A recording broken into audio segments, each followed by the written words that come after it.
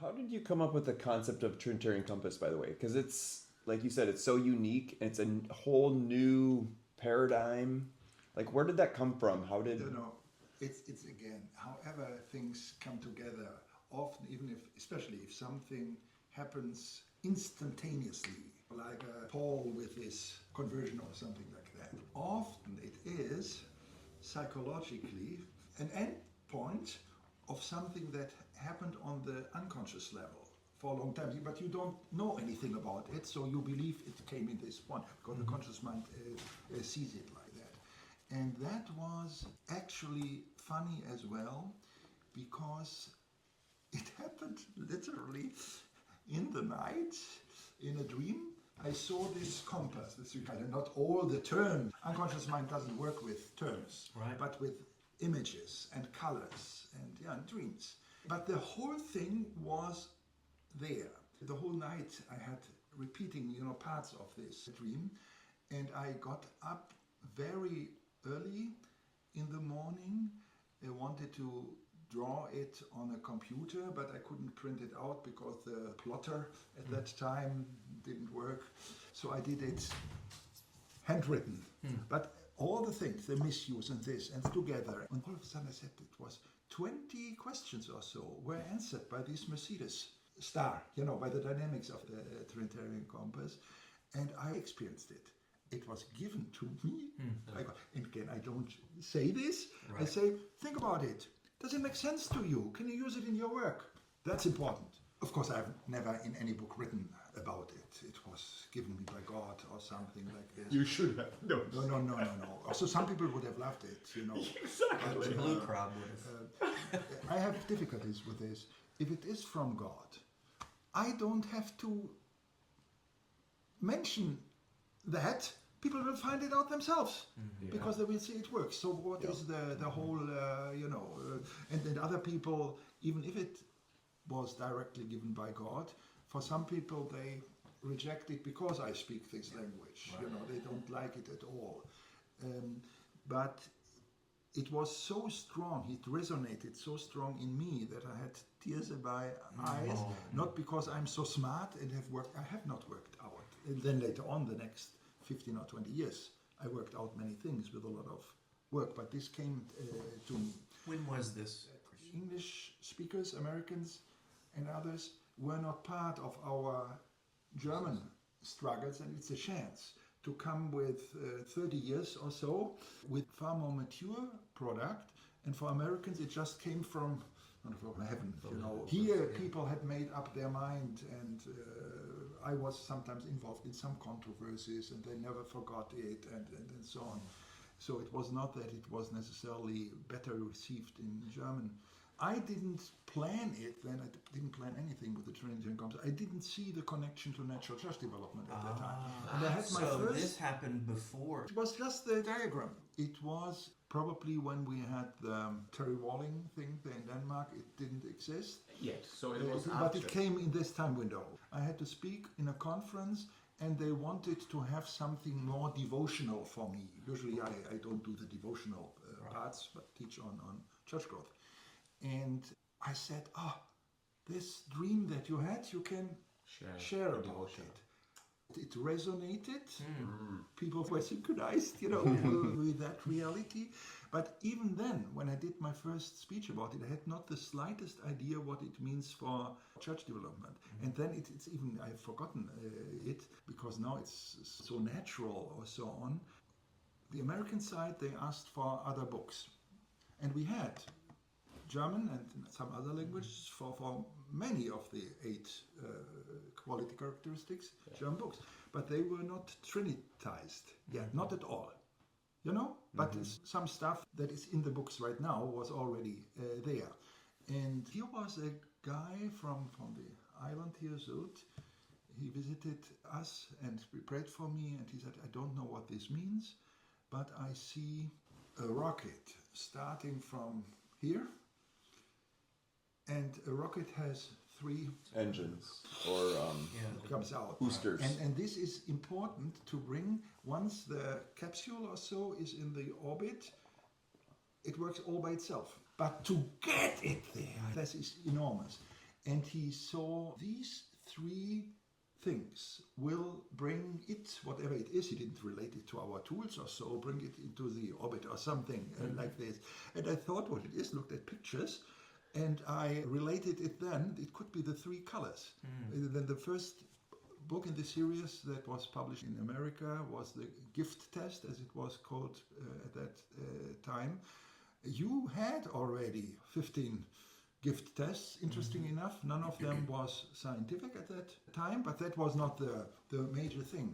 But to add just another gift test, as similar as the others, Wagner modified Haut's questionnaire or so on, this Trinitarian approach. Even when I wrote, this small booklet, The Threefold Art of Experiencing God, when I wrote this, and when this was finished, I believe even, I had not the slightest idea that this will be connected to all of the 8 quality.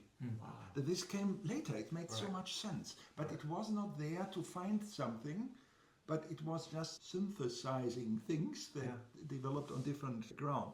Just as with the energy thing, I never said Christianity needs no energy training, but there are 34 verses and passages in the New Testament, and nowhere do they play in Western Christianity any role. So this was the only thing where I could find energy as one word field, 361. See, I remember studying that years ago, and I'm wondering It is Bertram is the name of the author. When you read it now, you say, this Bertram, he definitely for weeks, he dealt with this. He had a doctorate in Greek and in New Testament and a professor all of his life and so on. And he didn't see anything, nothing. When you compare it with the trilogy or so, nothing like this. And so it existed, but it was presented in a way that didn't even make much sense. That you were talking about the energy, that was gradually coming to you also. I know in the book on the community, 3 Colors of Community, you started very seriously engaged with energy. Yeah, the story is short and it's interesting. The 3 colors of your community. There it was not the goal, we need an energy test for that, but historically, biographically, it was in this sequence. We had the paradigm of the 7 deadly sins. We had the 7 quality, didn't call it quality characteristics, indicators, because we were speaking about small groups here. And the realization was there all of a sudden, it's the same thing, the whole church, but it's only 7, because holistic small groups is not a quality characteristic of holistic small groups. It's nonsense. So 7. And all of a sudden you saw that the absence of these quality signs directly leads to one of the 7 deadly sins. It worked 1-to-1. And the presence of the quality signs reduced the vulnerability of the deadly sins. And then the realization, and there is something, that was the term, that is behind both the misuse, the sins, and the proper use for the kingdom. So it's the same something that makes you sinful and holy. All of that. And then I had to stop to speak about the something. That we need some term. Let's try it with energy. And when I wrote in this book, it was not printed in that form. I edited it then because it was a very fine, it was almost finished with that book. That I thought about it, there's something, we called it energy, and I wrote, energy is neither a New Testament term, nor is it a New Testament category. Sometimes you have categories in the New Testament, but not the terminology. Right. You know what I mean. You can say, for instance, the Trinity is not a New Testament term, but the categories, it's the Bible. Trinitarian, even you can see things in the Old Testament. And then I realized, because I had studied theology, I studied Greek, I said, what do I say here? It's not a New Testament term. And I took this book, but couldn't see much here with the help of this book. And then it was through trial and error, and therefore it took 12 years.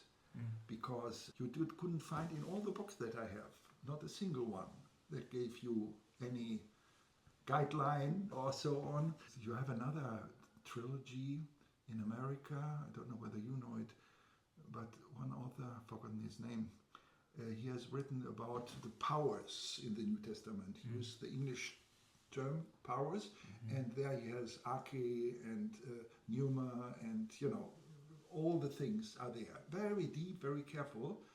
Energy is not part of that. The verb energeo is translated sometimes as to do. So when did you discover the Greek? It was first from a deductional perspective. You have sin and holiness, and both influenced by the same something. It made sense. Where is it in the Bible? Nowhere. And then I thought, energeo, energes, energeia, and then I really worked with it for months and years. And in a time was on Mount Athos. I was only there. I only had my Greek New Testament with me, and it's helpful that the liturgy and all of this is in Greek. As well, you really get into it, And they have some rudimentary energy teaching, of course, in the Greek Orthodox Church, but it's not very expanded. I would say because of a loss of contact with the West. To do an energy test, an Orthodox pastor would get crazy with this idea. It's something quite foreign. But then this long phase of purely Greek verses, dealing with them for many months. I memorized every single one of them in Greek, and I noticed that it changes something, because when you have the wrong German translations or English translations, you don't get it together. But only from Greek it is possible. And that was for me extremely moving. Then you know it from the Energy Trilogy. I extracted, was it 8 or 12 common threads that you find in the New Testament. I would have expected it here. There's a word group. What is the common threads? Nothing. Because he didn't see anything of that. And then I thought about only writing only on the New Testament, but immediately people would come, oh, you are cheating, this is New Age, this is esoteric, it comes from China, and so on. And therefore, I expanded it and deal with quantum physics and with Chinese philosophy. I felt it must be there. It was the frustration in the 3 Colors of Community book. The terminology energy is applied. Slightly different than we do it now, because I speak of energies, plural, the Orthodox Church as well. Before I realized in the New Testament, it only appears 2 times in the plural, but they're not as energies, but effects of energy, energemata.